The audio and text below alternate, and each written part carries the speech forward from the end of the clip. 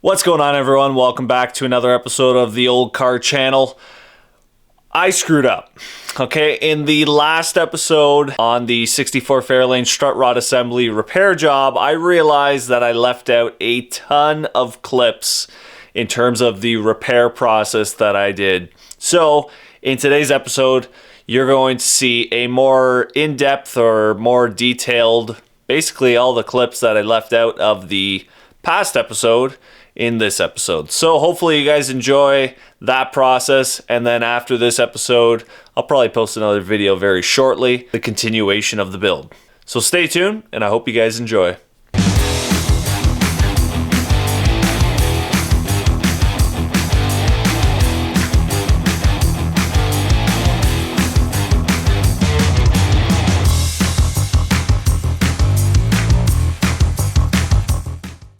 Gonna be taking this whole strut rod assembly off. I thought this car was from Georgia. Yeah, that side is. This side's apparently Canadian. What? But we just started cutting.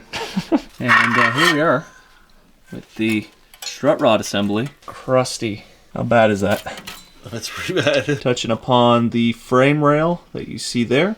I bought some steel. The only salvageable part that I'm probably going to keep is this part right here. So I've gone ahead and made some templates. This is the bottom. I can quickly assemble this for you. Show you what I've been doing. This side piece is going to go on the side. It's going to go here. Piece goes here. Oops, no way. And then this is the flange, which is that right there. This is the bottom of the frame rail. So again, another patch panel, all labeled. Lots of pieces to make for the car, and lots of arts and craft, as I call it. So.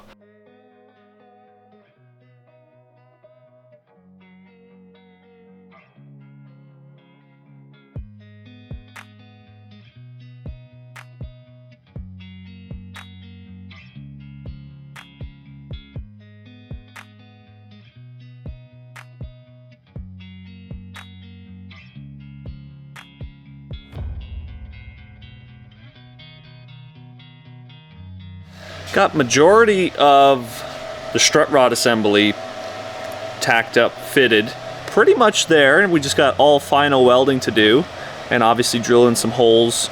Probably should have did that before I tacked it up, whatever. So here's the strut rod assembly.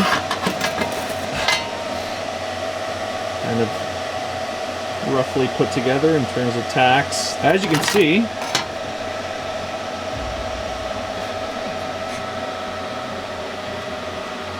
they're pretty much identical.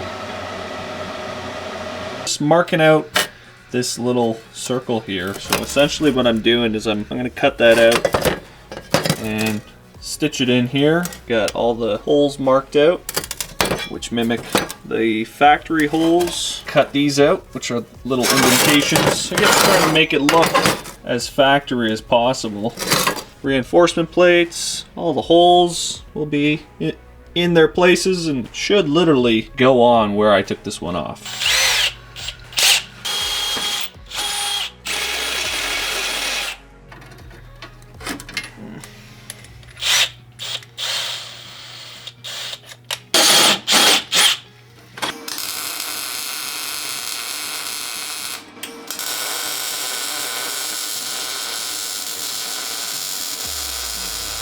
Alright, so there's the strut rod brace with the hole from the original piece. I decided to cut that out, and we're going to blend it in right here.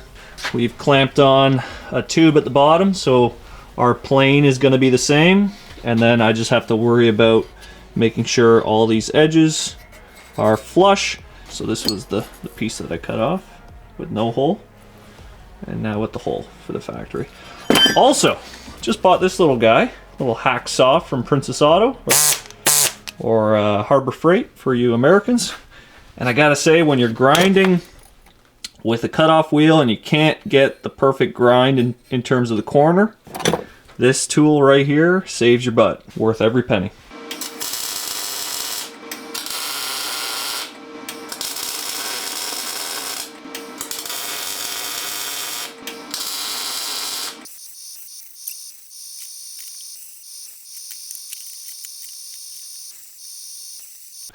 Alright, so just finished up grinding all of the corners, deburring everything, making it all smooth, cleaning up the welds. And we're doing one last test fit in order to get that final front piece templated out, cut out, and welded onto the panels. Alright, so got the panel fit. Yes, this panel goes on before the bottom piece of the radiator support. So if you look on this side, that actually overlaps the strut rod panel. So it's all a sequence of laying these panels on. We're test fitting this for this panel here. So we have to create a closeout panel. And as you can see, there's a little bit of a gap right in here. So I gotta straighten this panel out. And when I do that, then I'll have to recreate a bend here so it follows the lower radiator support contour. But everything else is fitting up really nice. But so far so good. Pretty happy with it. So all that grinding just to probably never see it. But that's not the point. I do it for myself. Super glad I did the hole as well. Really makes it look factory. So yeah, just got to finish that closeout panel and then this will be done.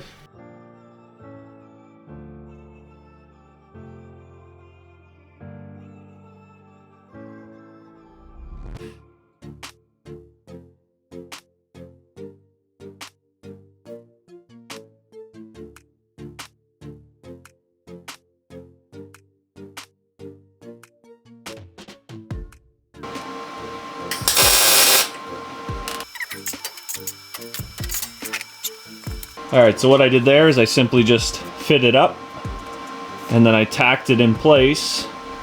So now I have my opening that I need to create with a piece of steel.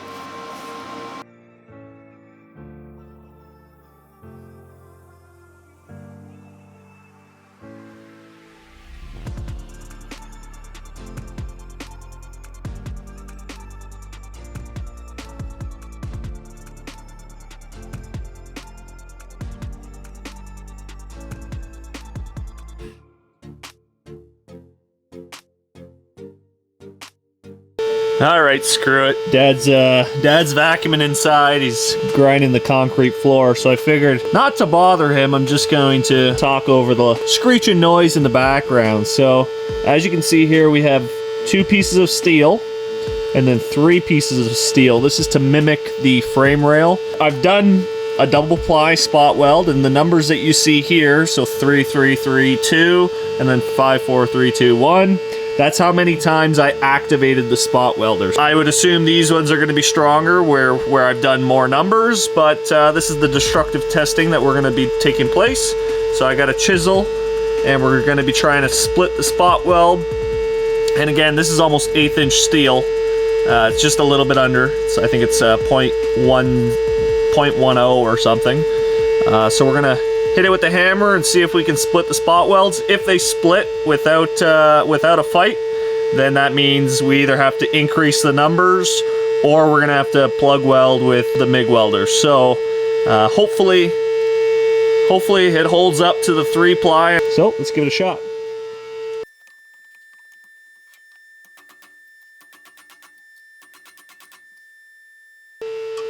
I'd say that's pretty strong.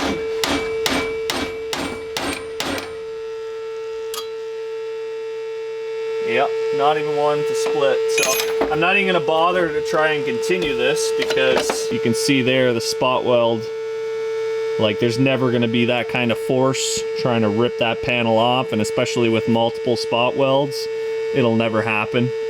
That spot weld's still hanging on there pretty good, so I'm not worried about that at all. So we're gonna flip it around and try this side, see what the 1 does. I doubt the 1 is gonna be anything crazy, but I don't know. We'll find out.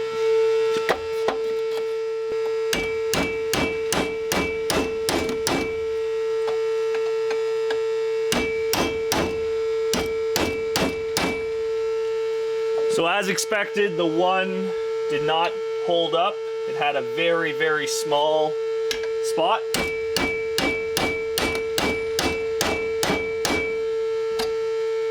Okay, let's try number 2. 2 looks like it's hanging on. Okay, 2 just let go.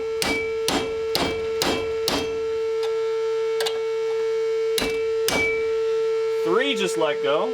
That's kind of nerve-wracking. That's 4 and 5. 4 just let go.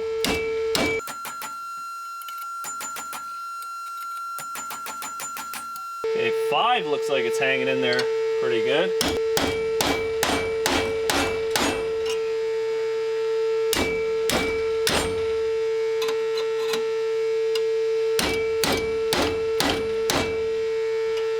Okay, so 5.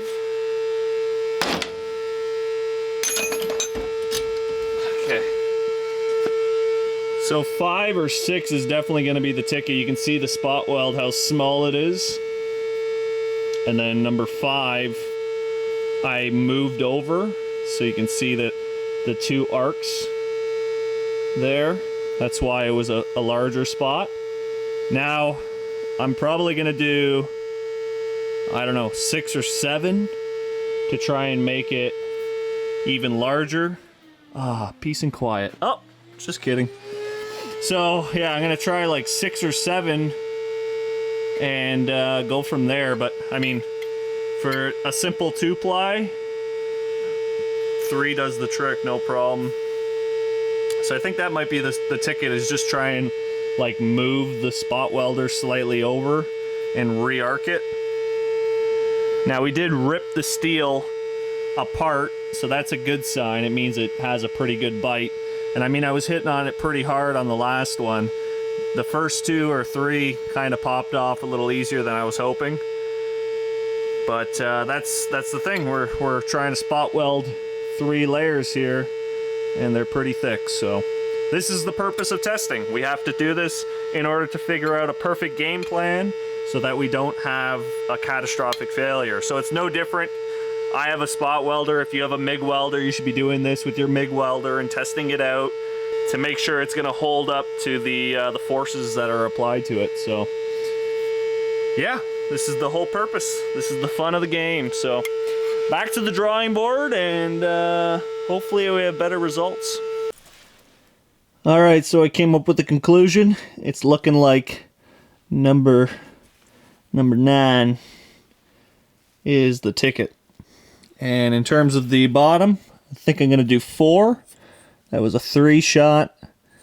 I already showed you the 3, but I think I'm going to do 4 on the bottom. So the double ply is going to be 4, and the top 3 ply is going to be about probably 9 or 10.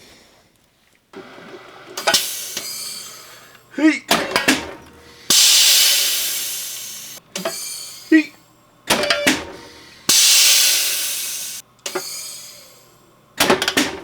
Right in the face.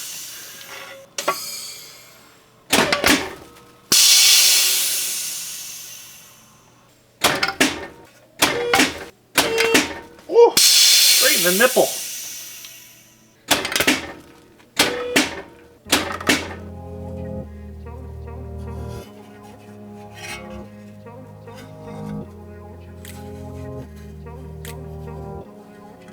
Alright, and last but not least, we gotta weld on these nuts on the back side of this strut rod brace, as you can see here. I've already tacked it up with the TIG welder, and we're gonna go ahead and final weld these.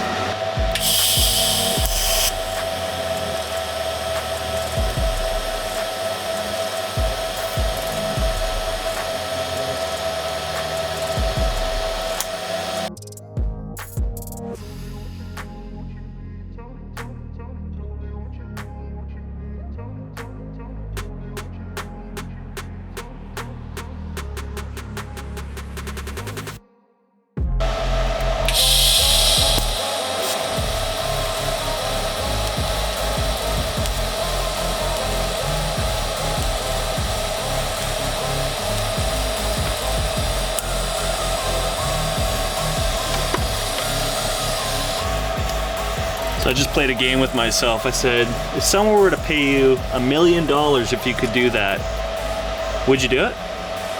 See, because like before I would have probably never done that.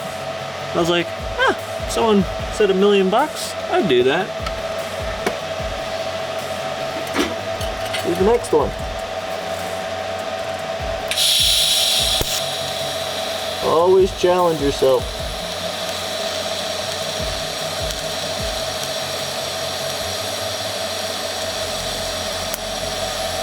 Alright, so I had to take a little break. Grinding dust, the fumes from the paint, the zinc coating paint, weld through primer, whatever you want to call it. Just had to take a little lunch break. So let that dry and I'll show you what we got done, all cleaned up, all the metal. And we're ready to put that strut rod brace on. So that's exciting. As you can see there, that's all painted with weld through primer on one side only. I left that side raw just because it doesn't need it.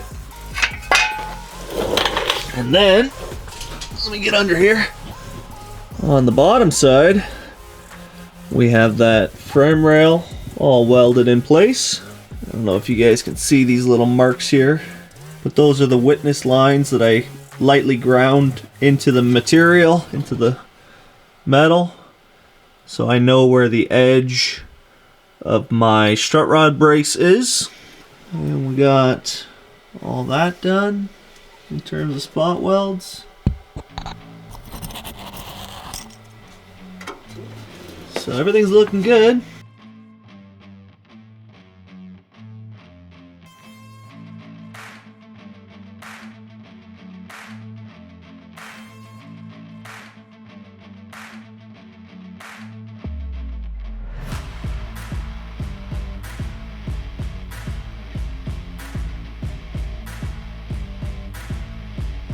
All right, so that's it for today. We got, well, maybe not it for the video, but it for today for me. We got the strut rod brace all welded in, and bottom of the frame rail welded in, part of the rad support welded in. Now we got to finish it off, everything, with the bottom support for the radiator, or bottom piece of steel for the radiator support. So, as you can see here, we got that back side of the radiator support all spot welded in. We got the strut rod brace welded in as well, all done at the bottom here, all spot welded like the factory. Wherever I couldn't do that, I plug welded it, which is on the back side there. I don't know if you can see that with the lighting, but nonetheless, got to finish it off with this panel here. Just got to tweak a few things, got to cut this portion off, flex this panel, which kind of closes the gap, but the rest of it's pretty decent. That's got to get pulled in still. And then after all that's said and done, then I'll clean up this little lip that's overexposed here. I left a lot of material because I knew this was going to happen. And same thing here. You can see there's extra material. I did the same thing there, so just going to clean it up so it follows that contour till about there. Clean that all up so they match nice. And same thing here, clean it up. And then you can see over here, I got about 1/8 of an inch to take off. So that's going to go 1/8 inch all the way across. So, but I'm pretty happy with it. Super stoked it's done. Can't wait to paint it all and reinstall that suspension. But I'm tired and I need a shower. Super gritty from all the grinding dust, but happy with the progress. Can't wait till it's done and move on to the next things.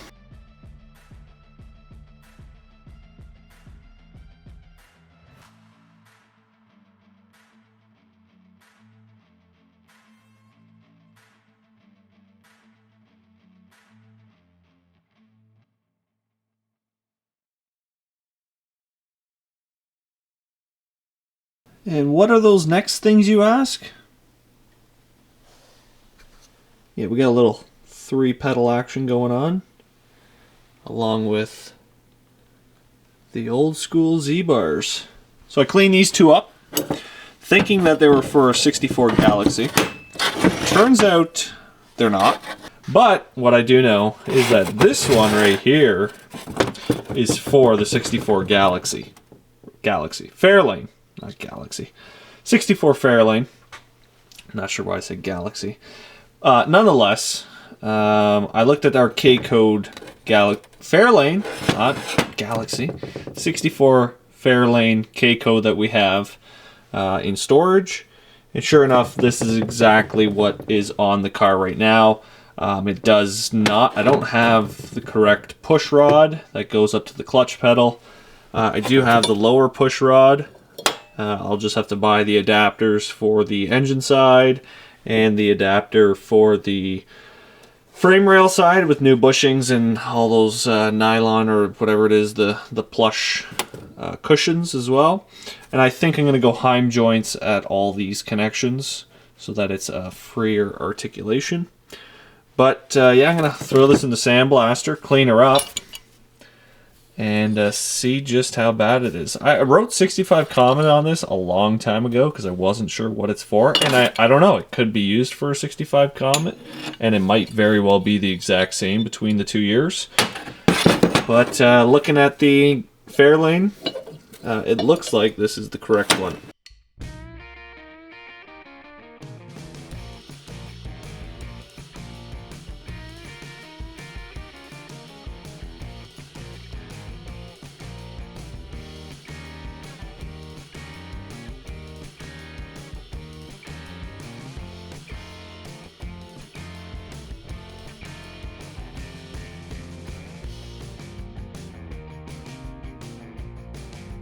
Alright guys, that's going to wrap it up for this episode.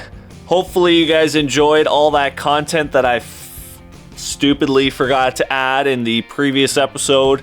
But you can also see that we're diving into the 4-speed swap with the clutch pedal assemblies. We got to figure out the transmission.